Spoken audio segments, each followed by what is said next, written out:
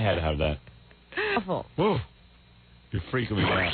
And then, you know, after all of this is done, he says, well, you're in fine physical shape.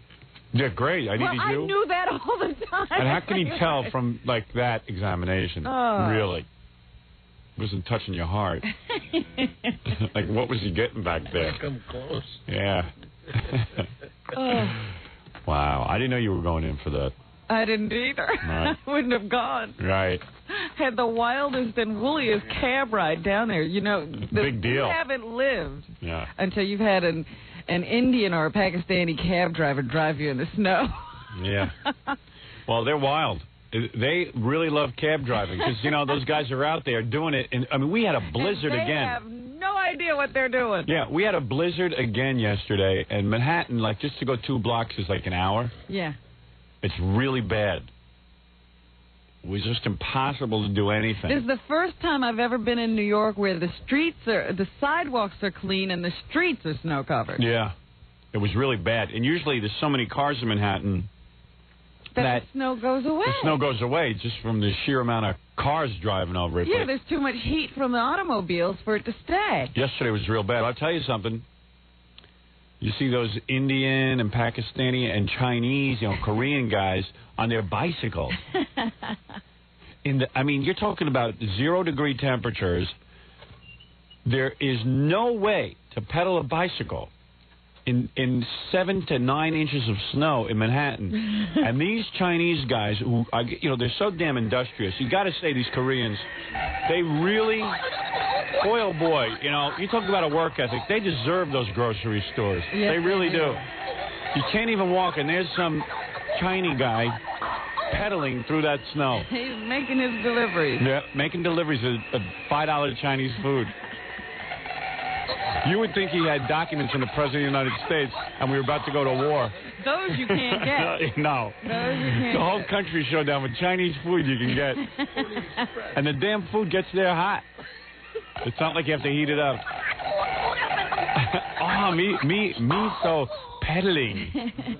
Well, I had this little guy. He had a beard down to his waist yesterday. Yeah. And a little fez on. Oh, yeah. And he could hardly see over the steering wheel. Yeah. He got you there, though, didn't he?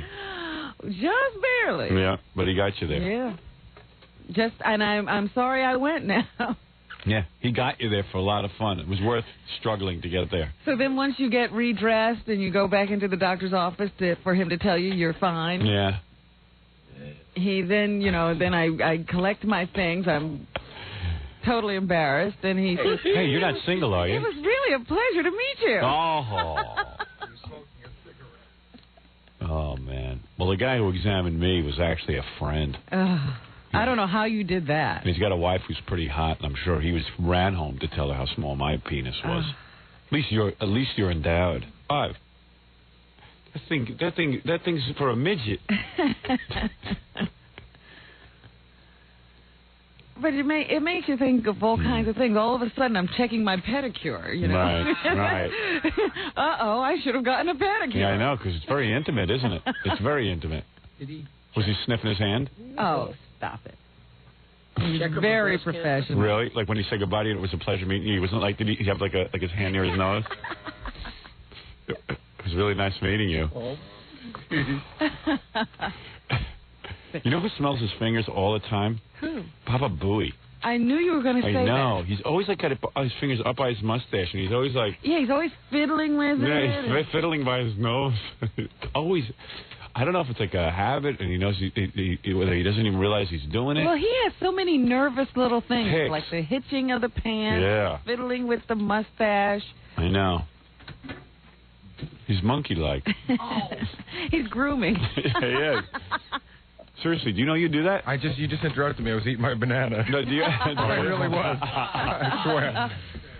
No, I don't smoke. You know the way you eat a banana? Jackie and I talk about this all the time. I don't know if you realize this, Robin. I pouch it. Gary eats a banana. Like, you know, a human being, when he eats a banana, he rolls the banana down, and he breaks off a piece and puts it in his mouth. Yeah. Gary rolls it down ape-like, and then grabs it and eats the banana No. Without breaking off pieces. Oh, come on. Lots of people eat it that way. Jackie, tell him. So he just eats the whole thing. So you have a free arm to hang. Yeah. Like he eats it like right from the right hand, all of it, and like he doesn't break off pieces. He like eats it. Yeah, eat it out of the out of the peel. Out of the peel. Out of the peel. It's genetic. Jackie and I watch him every time he eats a banana. It's the funniest thing. You don't know we talk about that. I know that you guys. I know we all talk about everybody when someone's out of the room. Yeah, but come on, the banana eating is the funniest. But I don't smell my fingers. No. Gary, Gary, you were doing it just yesterday. Howard, your hands are like up by here, and you're like. Explain. I don't smell them. I play with my mustache. No. I'm not talking about that. I'm talking about your fingers rest on top of your mustache. They just lay there. No, not like that. Like this. This. Like this. But I don't. This. You don't see him doing like this? It's the first two fingers. Yeah. I think you're off on this one because I really don't. I watch you do it all the time. But I'm not smelling them. You're not aware of what you're doing. How could you not smell them? They're right under your nose. I mean, you got to smell them.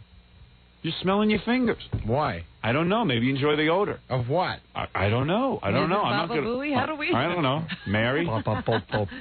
Whatever. You're lucky you're not Robin's doctor. By the way, I have total compassion for Robin because I've been through that a bunch of times, and it is degrading, painful, and ugly. Yeah, but at least I've seen you naked. At least you don't have anything to be laughed at about. You're not thinking about that side when they're working on the other side. Yeah. Right. I mean, the whole time I'm thinking about, oh, my God. I'm always kidding around about it on the air, but the guy's seeing the reality, and he's seeing it's true. You know what I mean? It's just like, and I start to sweat, and I never sweat. My underarms get all sweaty because I'm so embarrassed by the size of it. Not that I could help it. I mean, I'm just like a guy in a wheelchair. I can't help it. But yet, it might be funny to look at. You can't stop staring at the disaster. Well, the unfortunate thing is if you didn't do a radio show, you could go in and go. The guy would never even remember. Right. Like he might say to his wife, hey, I saw a really odd thing today. This big, tall guy. I'd be anonymous. Because what I would do is I'd go to a doctor from, in another state. So the guy wouldn't even know who I was. There's no chance. Never see you at a party or anything. Yeah, I'd go to a doctor in, Jersey. You know what was really bad when I had it done? But what I have between my legs is like a train wreck. I mean, you have to look. I know it. I see these guys staring at me. Oh, stop. No, I'm not kidding, Robin. At least you've got beautiful breasts, and, everything is perfect. Look, I saw again an article about an operation. Maybe this is the operation you need. I don't want it. Well, then you don't have that much embarrassment. What's the operation? They snip something. Oh, I know exactly what they do. I've looked into it. They snip a vein on the bottom. A tendon. A tendon, yeah. And it supposedly elongates. Yeah. But, that's tricky stuff. I don't want to mess with that. I'll never get to sleep if I can't get an erection. Robin, do you believe that that doctors can look at you clinically? No. Or do you believe that guy was like... He was definite. Every doctor is a man. I don't want to think about it. No, he cannot. You're a guy. Could you look at a girl clinically? Right, but of course not. But I'm not a doctor. But, doctors always say, hey, it's my job. Yeah, but do you know any guys who you went to high school with who became doctors? Well, you went to Uniondale, I'm sure. Yeah, none of those. They became mechanics. But I know guys who became doctors. Yeah. And you knew them when they were just guys. I knew when they were guys, and there's no way they look at anything clinically. Do you think that doctors get together in their office? No, it doesn't work that way, but they do. Do you mean people work together? When it's just doctors, you think, you should have seen the jugs on the grill yeah, absolutely. You were coffee table discussion, Robin. Yeah, I guess so. But you know what it's like? They know there's supposed to be a certain amount of confidentiality. Right. But there really isn't. We know lawyers. None of them are confidential. Yeah. It's like they walk up to their wives or or hey, guess who was in my office? Robin Quivers. Oh, yeah? Well, yeah, boy, we should see the stud on her. It's just like, it comes up. The guy was on the phone for half an hour, Of course. She left. He canceled. And at first he tried to be professional about it, not talk about the size of her breasts and all that stuff. But eventually he breaks down and starts talking about it to someone.